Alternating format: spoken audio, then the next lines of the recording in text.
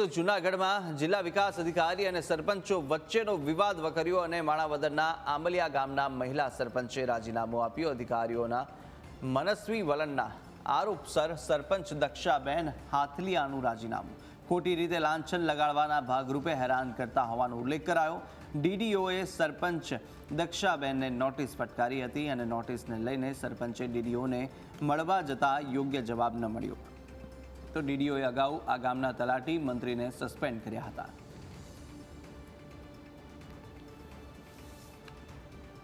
વિકાસ અધિકારી ડીડીઓ સાહેબ પાસે ગઈ હતી જવાબ દેવા, પણ એમણે મારો કોઈ જવાબ સાંભળ્યો નહીં, એટલે મેં એને લિખિતમાં જવાબ આપી દીધો અને એમણે મને 28 તારીખ થઈ ગઈ એટલે મેં કીધું કે ભાઈ હું આવી શકું એમ નથી, તો એમણે મને કોઈ જવાબ આપ્યો નહીં ને એટલા માટે પછી મને એવો વિચાર થયો કે આ લોકો મારું કંઈ વાત એઝ અ મહિલાએ મારા ઘણા પ્રોબ્લેમ એ લોકો સાંભળ્યા નહીં, એ બદલ પછી મેં છેલ્લે વિચાર કર્યો કે હવે હું રાજીનામું આપી દઉં। એજ્યુકેટેડ છું, ભણેલી છું, સક્ષમ છું આ બધામાં, તો એ જો આ લોકો મને આટલું હેરાન કરે છે ને આજે મારે